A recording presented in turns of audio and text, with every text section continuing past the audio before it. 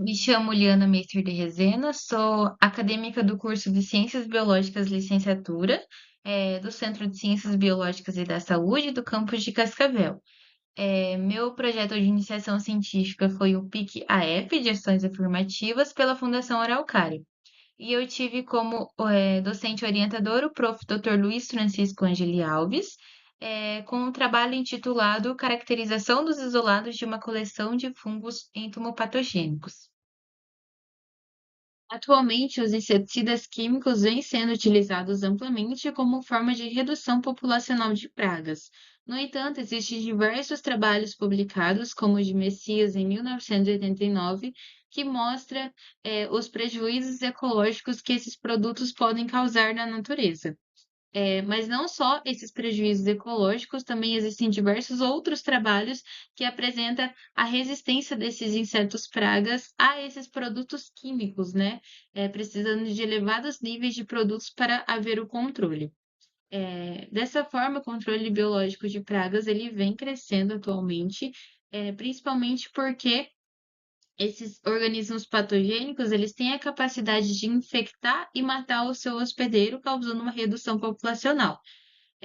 Um desses organismos são os fungos entomopatogênicos, e eles apresentam diversas vantagens em relação aos produtos químicos, como a sua alta especificidade, matando o seu organismo-alvo, e também eles não causam nenhum prejuízo à biodiversidade daquele local. Dessa forma, esse trabalho teve como objetivo caracterizar isolados de uma coleção de fungos entomopatogênicos a fim de avaliar sua patogenicidade em diferentes insetos. Foram utilizados, então, insetos de importância agrícola, o Euquistozeros, que é o percevejo marrom da soja, e o Alphitobe japerinus, que é o cascudinho do aviário. Ambos os insetos foram criados em laboratório, com salas climatizadas a 26 graus de temperatura.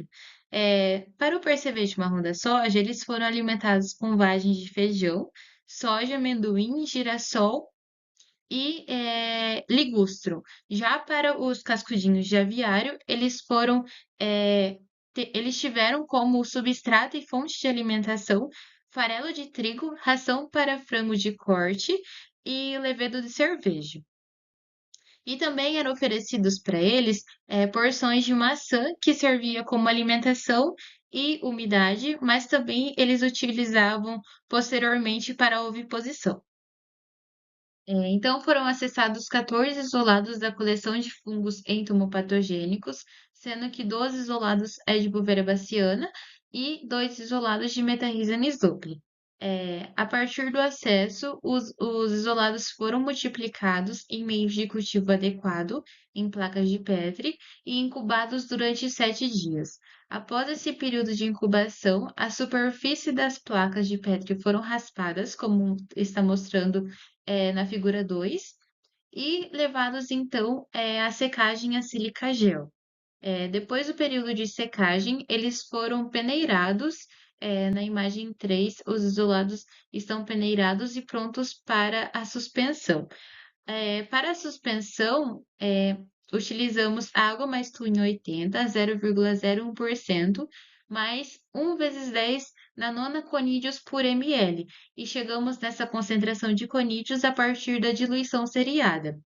Para cada isolado, para cada tratamento, foram utilizados 5 grupos com 25 insetos para cada grupo. E houve a pulverização de 1 ml da suspensão fúngica para cada grupo. E lembrando que na testemunha, no grupo controle, os insetos receberam solução de água mais Twin 80 a 0,01%. E depois dessa pulverização, os insetos eram transferidos para recipientes plásticas em sala climatizada a 26 graus de temperatura. Esses insetos, nesses recipientes plásticos, continha a mesma alimentação que era dada na criação anteriormente.